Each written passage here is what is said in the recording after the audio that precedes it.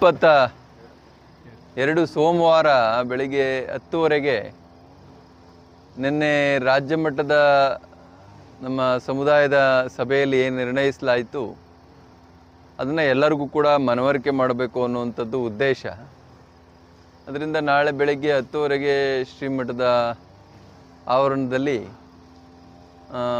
ಮೀಸಲಾತಿಯ ವಿಷಯದಲ್ಲಿ ಒಂದು ಜಾಗೃತಿ ಕಾರ್ಯಾಗಾರವನ್ನು ಏರ್ಪಡಿಸಬೇಕು ಅಂತೇಳಿ ಎಲ್ಲರೂ ಕೂಡ ಅಭಿಪ್ರಾಯಪಟ್ಟಿದ್ದಾರೆ. ಅದರಿಂದ ನಾಳೆ ಸಮುದಾಯದ ಗಣ್ಯರು, ಮುಖಂಡರು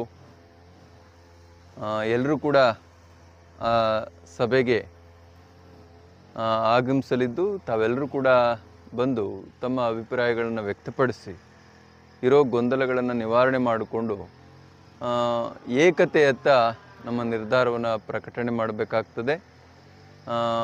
ಏನೇ ಭಿನ್ನಾಭಿಪ್ರಾಯಗಳಿದ್ರೂ ಕೂಡ ಅವನ್ನೆಲ್ಲ ಬದಿಗೊತ್ತಿ, ಗೊಂದಲಗಳನ್ನು ಬದಿಗೊತ್ತಿ ಒಂದು ಏಕತೆಯ ನಿರ್ಧಾರವನ್ನು ನಾವು ರಾಜ್ಯಕ್ಕೆ ತಿಳಿಸಬೇಕಾಗ್ತದೆ. ಅದರಿಂದ ಎಲ್ಲರೂ ಕೂಡ ಬಂದು ಈ ಸಭೆಯಲ್ಲಿ ಭಾಗವಹಿಸಬೇಕಾಗಿ ಮತ್ತೊಮ್ಮೆ ನಾನು ನಿಮ್ಮೆಲ್ಲರಿಗೂ ಕೂಡ ತಿಳಿಸ್ಲಿಕ್ಕೆ, ಆಹ್ವಾನಿಸಲಿಕ್ಕೆ ಇಚ್ಛೆಪಡ್ತೇನೆ.